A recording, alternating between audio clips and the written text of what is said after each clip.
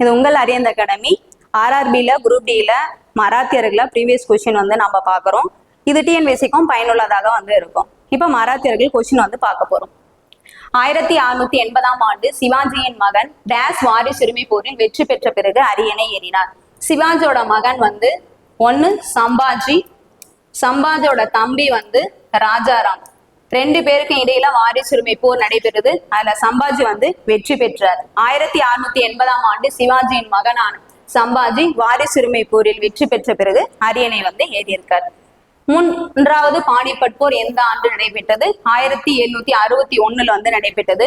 முதல் பானிபட் போர் 1526, இரண்டாம் பானிபட் போர் 1556, மூன்றாம் பானிபட் போர் 1761 வந்து நடைபெற்றிருக்கு. அடுத்த கொஸ்டின், மராத்தியர்கள் தங்கள் அதிகாரத்தை இழந்த ஆண்டு. அதே மூன்றாவது பானிபட் போர்ல 1761 வந்து மராத்தியர்கள் அவனுடைய அதிகாரத்தை வந்து இழந்திருக்காங்க. இதுல முகலாயர்களுக்கும் மராத்தியர்களுக்கும் இடையே வந்து ஒரு பெரிய தோல்வி வந்து ஏற்பட்டது. இதனால ஆங்கிலேயர்கள் காலொன்ற ஒரு முக்கியமான போராகும் மூன்றாம் பானிபட் போர் வந்து அமைஞ்சிருக்கு. நெக்ஸ்ட், 1660களில் சிவாஜி டேஸ் தந்திரங்களை பயன்படுத்தினார். அவரு மறைந்திருந்து தாக்குற ஒரு முறையை வந்து பயன்படுத்தினார். அதனுடைய பேர் வந்து கொரில்லா போர் முறை. இரவு நேரத்திலும் திடீர்னு வீரர்கள் என்ன பண்ணுவாங்கன்னா தாக்குதல் வந்து நடைபெற்று வெற்றி பெறுவாங்க. அதனுடைய பேர் வந்து கொரில்லா போர் முறைன்னு சொல்லிட்டு மராத்தியர் பீரியட்ல அழைக்கிறாங்க. சிவாஜி எங்கு பிறந்தார்? அதாவது சிவ்னர் அப்படின்ற இடத்துல வந்து பிறந்திருப்பாரு. எதற்கு அருகே அப்படின்னு பாத்தீங்கன்னா ஜின்னார் அப்படின்ற இடத்துக்கு அருகில சிவ்னர் அப்படின்ற இடத்துல பிறந்தவர் சிவாஜி. மகாராஷ்டிரா மாநிலத்துல அமைஞ்சிருக்கு. மராத்தியருடைய தலைநகரம் ரேகார் கோட்டை. அப்பாவோட பேர் வந்து சாஜி பான்ஸ்லே, அம்மாவோட பேர் வந்து ஜிஜாபாய். அடுத்த கொஸ்டின், 8 பேர் கொண்ட ஒரு குழு வந்து நியமிச்சிருக்காரு. அந்த 8 பேர் கொண்ட குழுவுக்கு பேர் அஷ்டபிரதான். சிவாஜியோட காலத்துலதான் அந்த அஷ்டபிரதான்கள் வந்து அமைஞ்சிருக்காங்க. அந்த அஷ்டபிரதான் அப்படின்னா 8 பேர் கொண்ட குழு. இவங்க எதுக்காக இருப்பாங்கன்னா இவங்களுடைய சிவாஜியோட அமைச்சரவையில அவங்கள சிவாஜியின் கீழே அமைச்சரவை நடவடிக்கைகளை செய்வதற்காகவும் அவங்க நிர்வாகம் செய்வதற்காகவும் சிவாஜி கீழே வந்து 8 பேர் கொண்ட குழு வந்து அமைச்சிருக்காங்க. பேஷ்வா அல்லது பிரதம அமைச்சர் பேஷ்வா அப்படின்னு சொல்லிட்டு அழைக்கிறாங்க. மஜும்தார் அல்லது அமர்த்தியான்றவங்க நிதி அமைச்சரா இருக்காங்க. வெளியுறவுத்துறை அமைச்சர் சுருநாவிஸ் அல்லது சச்சு. மந்திரி என்று அழைக்கப்படுபவர் வாக்கிய நாவிஸ். தலைமை நீதிபதி என்று அழைக்கப்படுபவர் சாரி நௌபத் அல்லது சேனாதிபதின்னு சொல்லிட்டு சிவாஜியோட அவையில இருக்காங்க. சுமத் அல்லது டாபிர் வெளியுறவுத்துறை செயலரா இருக்காரு. தலைமை நீதிபதி என்பவர் நியாயதீஸ் என்று அழைக்கப்படுகிறார். மத தலைவர் வந்து படீன் ராவ் அப்படின்னு சொல்லிட்டு இந்த 8 அமைச்சர்கள் தான் நிர்வாகத்துல சிவாஜிக்கு உதவுவதற்காக அஷ்டபிரதான் சொல்லிட்டு 8 பேரையும் வந்து அழைக்கிறாங்க. நெக்ஸ்ட், சால்வை ஒப்பந்தம். முதலாவது ஆங்கிலேய மராத்திய போருக்கான ஒப்பந்தம் சால்வை ஒப்பந்தம் கையெழுத்திடப்பட்ட ஆண்டு மே 17, 1782 கையெழுத்தாயிருக்கு. அடுத்த கொஸ்டின், பசின் ஒப்பந்தம் டேசாம் ஆண்டு கையெழுத்தானது. இரண்டாவது ஆங்கில மராத்திய போருக்கான உடன்படிக்கை பசின் உடன்படிக்கை, பசின் ஒப்பந்தம் என்று அழைக்கப்படுகிறது. 1802 டிசம்பர் 31 வந்து பசின் ஒப்பந்தம் கையெழுத்தானது. அடுத்து முதல் மராத்திய போர். இப்போ ரெண்டாவது மராத்திய போர், மூன்றாம் மராத்திய போருக்கான உடன்படிக்கை பார்த்தோம். 3 மராத்திய போர்களை பத்தி இங்க பார்க்க போறோம். முதலாவது ஆங்கில மராத்திய போர் வருடம் 1775 இருந்து 1782 வரை நடைபெற்றது. இதுக்கு காரணமான மராத்தியர்கள் மாதவராவும் ரகுநாதராவுக்கும் 2 பேருக்கு இடையில வாரிசுரிமை போர் வந்து நடைபெறும். அதுக்கப்புறம் மகாததி சிந்தியாவுக்கும் ஆங்கிலேயருக்கும் மராத்திய சார்பாக மராத்தியர்களுக்கும் ஆங்கிலேயர்களுக்கும் இடையில முதல் மராத்திய போர் நடைபெறுது. இதற்கான உடன்படிக்கை சால்வை உடன்படிக்கை 1782. அப்போது வங்காள கவர்னர் ஜெனரல் வார்னஸ்டிங் பிரபு காலத்துல முதல் ஆங்கிலேய மராத்திய போர் கொண்டு வந்திருக்காங்க. இரண்டாவது ஆங்கில மராத்திய போர் 1803 இருந்து 1806 வரை நடைபெற்றுச்சு. மராட்டியர்களின் அடிமை சாசனம் என்று அழைக்கப்படுற போர் பாத்தீங்கன்னா இரண்டாம் ஆங்கிலேய மராத்திய போர் என்று அழைக்கப்படுகிறது. இதுல தௌலத் ராவ் சிந்தியாவுக்கும் ரகுஜி பான்ஸ்லே இவங்க 2 பேரும் மராத்தியர்கள், ஆங்கிலேயருக்கும் உடன்படிக்கை வந்து போடுறாங்க. அது பசின் உடன்படிக்கை. இது வங்காள கவர்னர் ஜெனரல் வெல்லஸ்லி பிரபு காலத்துல இரண்டாவது மராத்திய போர் வந்து கொண்டு வந்திருக்காங்க. அடுத்து மூன்றாவது ஆங்கிலேய மராத்திய போர் நடைபெற்றது 1817 இருந்து 1819 வரையும் நடைபெற்றது. இதற்கான காரணம் மராத்தியர்கள் எல்லாமே ஒன்னா இணைஞ்சு மராத்தியர்களுக்கும் ஆங்கிலேயர்களுக்கும் இடையில வந்து நடைபெறுது.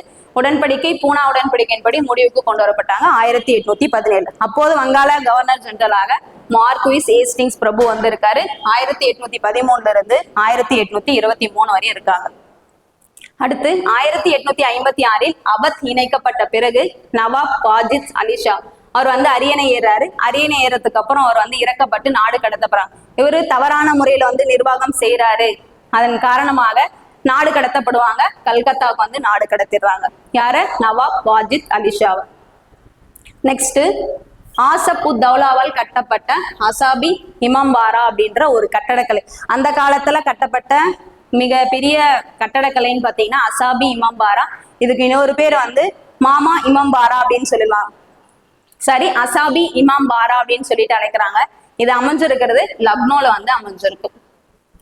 நெக்ஸ்ட் முதல் கர்நாடக இசை கலைஞர் போர் வந்து எங்க நடைபெற்றதுன்னா மெட்ராஸ்ல வந்து நடைபெற்றது. 3 கர்நாடக போர்களும் இருக்கும். அதுல முதல் கர்நாடக இசை கலைஞர் போர் வந்து மெட்ராஸ்ல வந்து நடைபெற்றது. அடுத்து ஆங்கிலேயர்கள் பஞ்சாபை எந்த ஆண்டு கைப்பற்றினர்? 1849 ஆங்கிலேயர்கள் வந்து பஞ்சாபை வந்து கைப்பற்றிருக்காங்க. 20ஆம் நூற்றாண்டின் இந்தியாவில் நரம்பு மையமாக கருதப்பட்ட இடம் எப்படின்னு பாத்தீங்கன்னா, ஏன் இதை வந்து நரம்பு மையமா கருதப்படுறதுக்கான காரணம் வந்து அரசியல்லையும் கல்வியிலையும் நவீன கலாச்சாரத்திலையும் அங்க முக்கியமா செயல்பட்டதனால 20ஆம் நூற்றாண்டுல வங்காளத்தை வந்து இந்தியாவின் நரம்பு மையமாக வந்து கருதப்படுறாங்க. நெக்ஸ்ட் கொஸ்டின், சிராஜுத்தௌலா வங்காளத்தின் நவாப். வங்காள நவாபாக கருதப்படுகின்ற சிராஜுத்தௌலா பிளாசி போரில் தோற்கடிக்கப்பட்டார். அப்போ பிளாசி போர் 1857 வந்து நடைபெற்றுச்சு. இதுக்கான உடன்படிக்கை அலி நகர் உடன்படிக்கை. பிப்ரவரி 9, 1757 உடன்படிக்கை வந்து போட்டிருக்காங்க. எந்த இடம் நர்சரி ஆஃப் பெங்கால் ஆர்மி என்று அழைக்கப்படுகிறதுனா வங்காளத்தை தான்.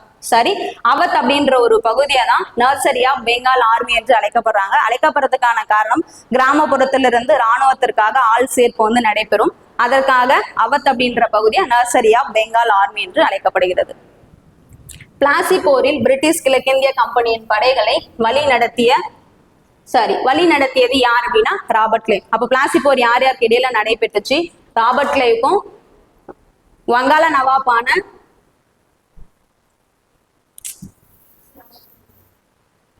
பிளாசி போரில் பிரிட்டிஷ் கிழக்கிந்திய கம்பெனியின் படைகளை வழி நடத்தியது யார் அப்படின்னு பாத்தீங்கன்னா ராபர்ட் கிளைவுக்கும் சிராஜுத்தௌலாவுக்கு இடையில வந்து நடைபெற்றிருக்கும். இதுல சிராஜுத்தௌலா வந்து தோத்துருவாரு. ஆங்கிலேயர்கள் வந்து ராபர்ட் கிளைவ் வந்து வெற்றி பெற்றுவார்.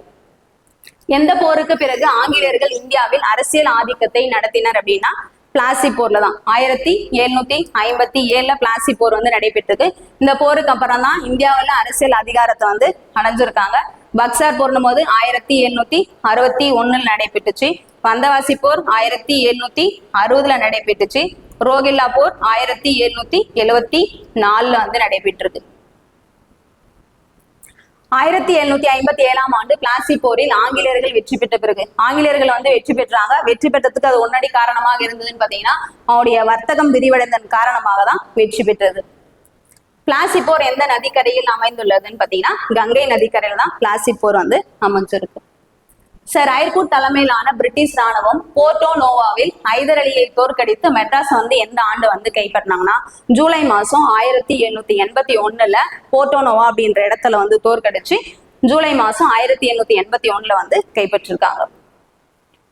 ஓகே, இதுதான் மராத்தியர்கள் கொஸ்டின்ல NTPCல கேட்கப்பட்ட வினாக்களை வந்து நம்ம பார்த்திருக்கோம். அடுத்து இன்னும் மராத்தியர்களை பத்தி நெக்ஸ்ட் கிளாஸ்ல வந்து பார்ப்போம். Okay, thank you.